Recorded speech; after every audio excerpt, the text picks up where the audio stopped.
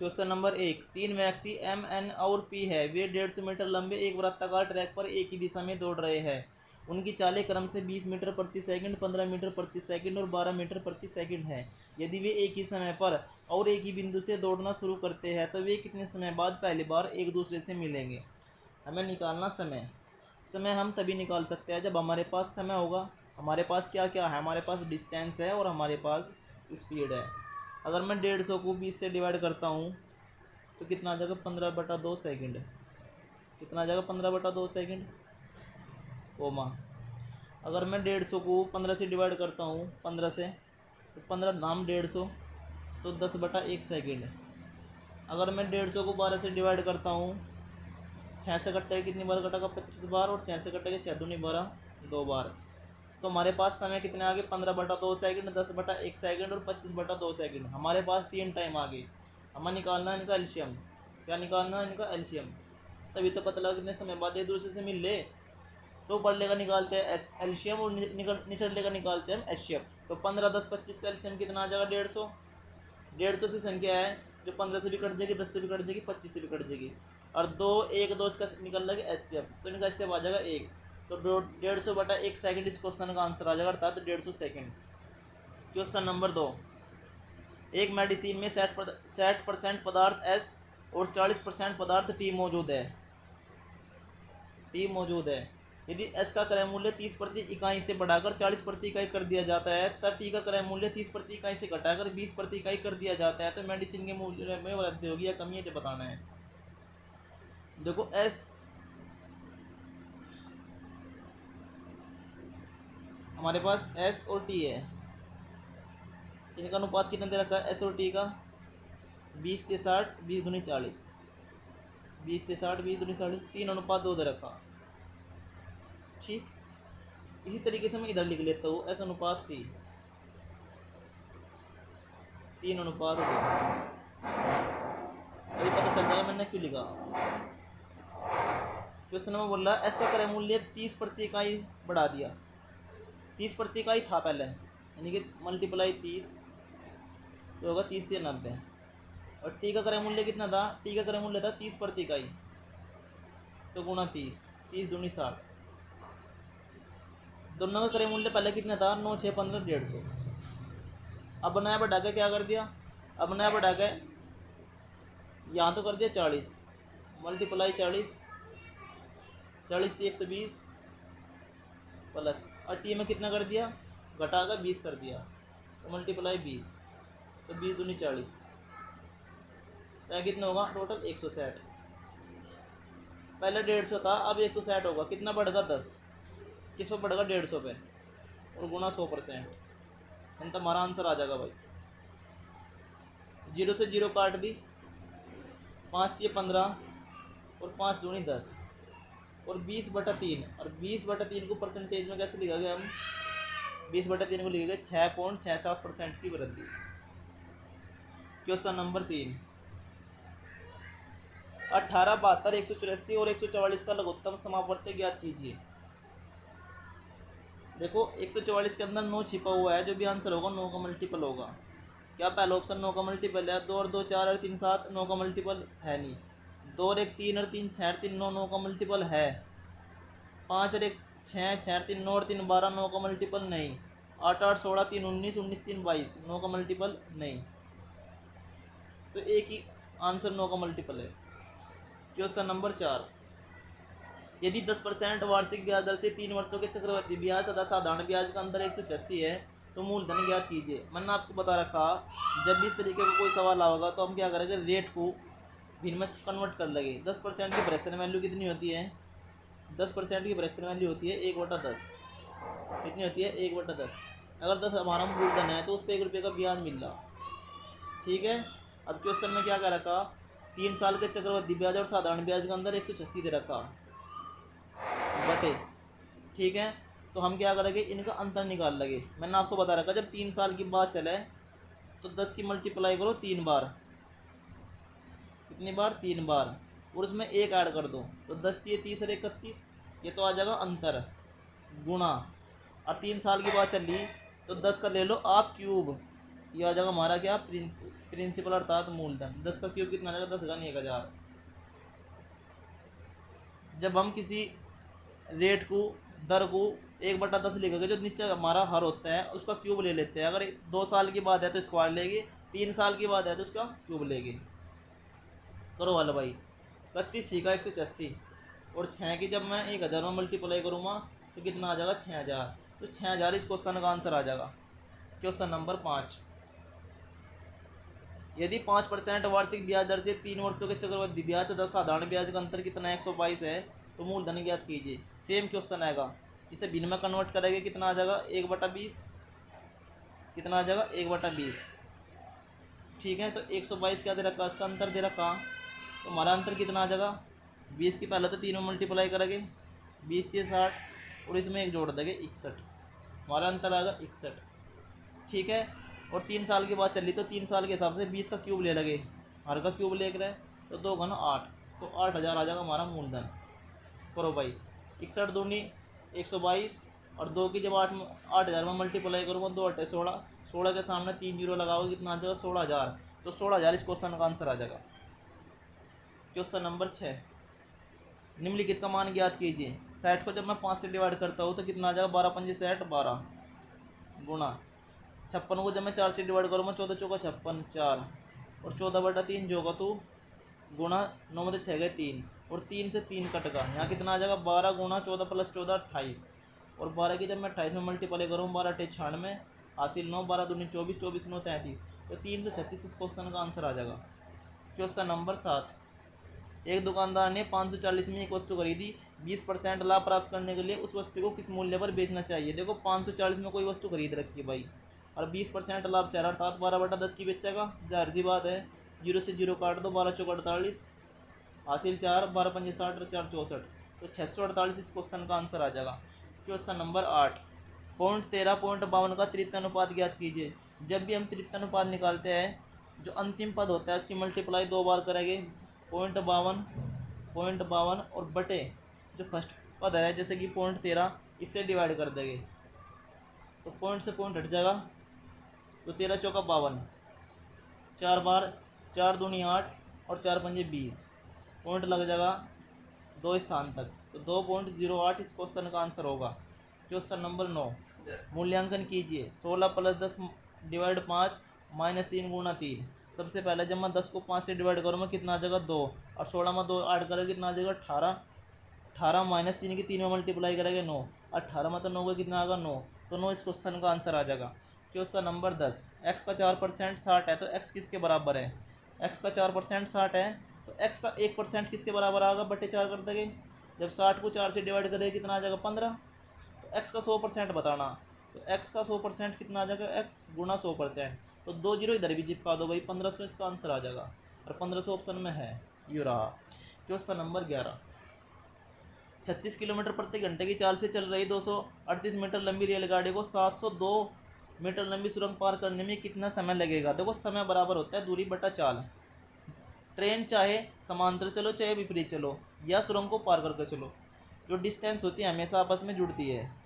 तो 238 + 702 कितना आ जाएगा? 7 और 2 9, 940, तो डिस्टेंस तो आ गई 940 मीटर। और स्पीड कितनी दे रखी? 36 किलोमीटर प्रति घंटा। इसे मीटर प्रति सेकंड में कन्वर्ट कर लो, 5/18 से मल्टीप्लाई करके, 18 चला जाएगा ऊपर, 18 दूनी 36, नीचे आएगा 2 पंजे 10, लेकिन 940/10, और 940/10 का मतलब होता है 94। कितना होता है? 94, तो 94 सेकंड इस क्वेश्चन का आंसर आ जाएगा। Question number 12।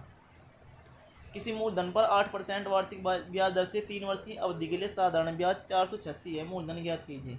मूलधन हमेशा 100% होता है, सबको पता है। 486 ब्याज दे रखा 3 साल के हिसाब से 8% पे, तो 3 × 24% आ जाएगा। मूलधन निकालना तो गुणा 100, 4 से काट दो, 4 × 6 24, 4 से कट्टा 25 बार, और 4 से 6 से कट्टे के 6 × 8 48 और 6 × 6, और 81 की 25 में मल्टीप्लाई कर दो भाई, 25 × 25 हासिल 2, 25 × 200 और 2 202, तो 2025 इस क्वेश्चन का आंसर आ जाएगा। Question number 13।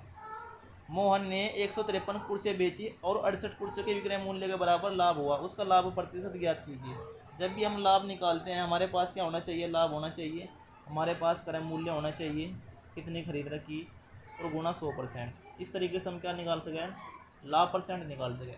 लाभ हमारे पास कितना है 68, क्रय मूल्य हमें पता नहीं, हमें विक्रय मूल्य का पता। कोई चीज़ हमने 153 की खरीदी, 68 का लाभ हो रहा, तो कितने की खरीद रखी, 153 में 68 घटाओ, 13 में 8 गए 5, 13 में 8 गए 5 और 14 में 6 गए 8, 85 की खरीद रखिएगा तो गुणा 100%। 17 पंजे 85, 17 चौका 68 और 5 से जब मैं 100 को डिवाइड करूँगा कितना होगा 20, और 20 की 4 में मल्टीप्लाई करेंगे 20 चौक 80, तो 80 इस क्वेश्चन का आंसर आ जाएगा। Question number 14। 3.8 प्रति केजी वाली कितनी किलोग्राम चीनी को 4.6 प्रति केजी वाली 60 किलोग्राम चीनी में मिला जाना चाहिए ताकि मिश्रण को 5 रुपये प्रति केजी की दर से बेचने पर 25% का लाभ हो। ये एलिगेशन का सवाल है। देखो 3.8 केजी की कोई चीनी है, 4.6 केजी की 60 किलोग्राम वाली चीनी मिलाया जा रहा, तो मिश्रण को 5 रुपये प्रति केजी दर से बेचने पर 25% का लाभ हो रहा। 25% की फ्रैक्शन वैल्यू होती है 1/4, तो लाभ हो रहा तो 5 ऊपर चले जाएगा 4, तो 5 था 5 घट गया, तो मिडिल वैल्यू आ गई 4। एलिगेशन लगा दो बस पे। 4.6 मतलब 4 का कितना बचेगा 0.6, और 4 मतलब 3.8 का कितना बचेगा 0.2 रेशियो, तो कितना आ जाएगा, पॉइंट से पॉइंट हटेगा, 2 1 2 2 3 6, ये आ जाएगा 2 1 2 2 3 6, तो 3:1 आ गया। एक की वैल्यू कितनी दे रखी, एक की वैल्यू दे रखी 60, तो 3 की वैल्यू कितनी आ जाएगी 180, तो 180 इस क्वेश्चन का आंसर आ जाएगा। Question number 15। एक स्टोर एक वस्तु पर 12% और 18% की 2 क्रमिक छूट प्रदान करता है। यदि ये दोनों छूट एक साथ लागू की जाती है तो ग्राहक को मिलने वाली एकल तुल्य छूट ज्ञात कीजिए। देखो छूट है तो -12 लेके सक्सेसिव लगा दो इसमें, -12 -28 18, तो -12 गुणा -18/100, -18 और -12 आ जाएगा -30 प्लस, क्योंकि माइनस माइनस की मल्टीप्लाई होगी प्लस, 12 8 96 हासिल 9 12 12 9 21 बटे 100 है, तो 2.16, जब माइनस के 30 में 2.16 घटाओगे तो कितना आ जाएगा 27.84, तो 27.84 इस क्वेश्चन का आंसर आ जाएगा भाई। Question number 16। किसी जिले की जनसंख्या 3,40,000 है जिसमें 2,17,000 पुरुष है, 11% जनसंख्या साक्षर है। यदि 11% पुरुष है तो साक्षर महिलाओं को परसेंटेज कितना है। देखो मिडिल वैल्यू 11% है टोटल, ये टोटल साक्षर है, और पुरुष भी इतने हैं। जब पुरुष इतने हैं तो मिडिल वैल्यू 11 है, तो महिला भी अपना भी 11% आ जाएगी भाई। नई बात आई समझ में, आई थी समझ में। कहने का मतलब ये है अगर पुरुष हमारे पास 217 है और टोटल जनसंख्या कितनी है 340, तो महिला कितनी बच जाएगी भाई, 340 में 217 घटाओ, 340 में से 217 घटाओ, कितनी बच जाएगी, ये बच जाएगी हमारे पास 123, कितनी बच जाएगी 123। यहाँ तक किसी कोई दिक्कत। इसने कहा 11% जनसंख्या क्या है साक्षर है, और पुरुष कितने हैं 11%, पुरुष कितने हैं 11%, तो 11 में 11 का 0, अगर 123 की मल्टीप्लाई 0 में करूँगा कितना होगा 0, और फिर 0 की इसमें मल्टीप्लाई करें कितना होगा 0, और 11 में 0 ऐड करें कितना होगा 11, तो 11% क्या महिला आ जाएगी। इस तरीके से भी कर सकते हो। Question number 17। एक रेफ्रिजरेटर में आइस कंपार्ट 36 सेंटीमीटर गहरा, 16 सेंटीमीटर ऊंचा और 12 सेंटीमीटर चौड़ा है। यदि प्रत्येक आइस क्यूब का कोर 4 सेंटीमीटर है तो इसमें कितने आइस क्यूब समाहित हो सकते हैं। देखो इसका निकाल लो आप आयतन, 36 × 16 × 12,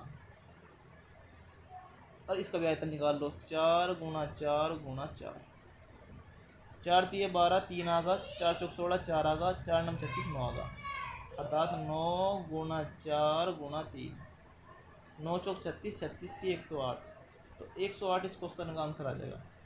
क्वेश्चन नंबर 18। चेतन विपुल मोहन का औसत भार 40 kg है। यदि चेतन विपुल का औसत भार 40 kg है तथा विपुल मोहन का औसत भार 44 kg है तो विपुल का भार ज्ञात कीजिए। देखो चेतन, सी फॉर चेतन और वी फॉर विपुल, इनका औसत भार 40 kg दे रखा, तो रियल भार कितना आ जाएगा 40 दूनी 80 प्लस विपुल और मोहन, विपुल और मोहन, इनका औसत भार दे रखा 44 kg। रियल भार कितना आ जाएगा, 44 दूनी 88 kg। इसमें से माइनस करना किसका, तीनों का। तीन कौन कौन है, चेतन, विपुल और मोहन। इनका औसत भार कितना है, 46 kg। रियल भार कितना आ जाएगा, गुणा 3 करेंगे, 3 चंग 18 का 8 का 80, 3 4 13, 138। घटाओ भाई, 80 और 88 कितने हो गए, 8 8 16, 168। और 168 मतलब जब 138 घटाओगे कितना आ जाएगा, 30। तो 30 इस क्वेश्चन का आंसर आ जाएगा। Question number 19। किसी कार्य को करने के लिए क्यू और आर एकांतर दिनों में कार्य करते हैं, जिसमें क्यू पहले दिन कार्य शुरू करता है। क्यू अकेले कार्य को 56 दिन में कर सकता है। यदि कार्य 37.5 दिन में पूरा हो जाता है तो आर अकेले उस कार्य का आधा भाग कितने दिन में पूरा करेगा। सवाल बड़ा इंपॉर्टेंट है, थोड़ा ध्यान से समझियो। क्वेश्चन में बोला स्टार्टिंग में क्यू और आर जो है एकांतर दिन में काम कर रही है।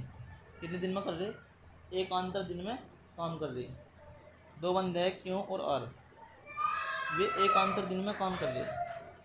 अगर टोटल कार्य 37.5 दिन में कर लें तो मैंने मान लिया क्यों तो ले रहा 19 दिन, और जो आ रहा है वो ले रहा 18.5 दिन। 19 और 18.5 जब तो 37.5 होगा, ठीक है। अब क्यों अकेले कार्य को 56 दिन में कर सकता है, क्यों अकेले कार्य को 56 दिन में कर सकता है, तो क्यों कितना कार्य करेगा, 19/56। क्यों कितना कार्य कर लेगा, 19/56। बच का कितना कार्य, 56 मतलब 19 गए, बच का कार्य 37/56। कार्य कितना बचेगा, 37/56। और 37/56 को किस पर करवाना, हमें आर पर करवाना। किस पर करवाना, आर पर करवाना। और उस कार्य का भी आधा, उस कार्य का भी आधा, अर्थात 18.5 गुणा 56 ऊपर चले जाएगा और बटे 37, और इसका भी आधा 1/2। तो 18.5 तो 37 को कटेगा 2 बार, और 2 दूनी 4, 56 को 4 से कटेगा 14। तो 14 इस क्वेश्चन का आंसर आ जाएगा। Question number 20। मूल्यांकन कीजिए। -9 जोगा तो 12 पंजे 60, माइनस का 5 और 8 × 24, माइनस का 24, 24 5 29 और 29 9 माइनस का 38। तो इस क्वेश्चन का आंसर आ जाएगा -38। Thank you.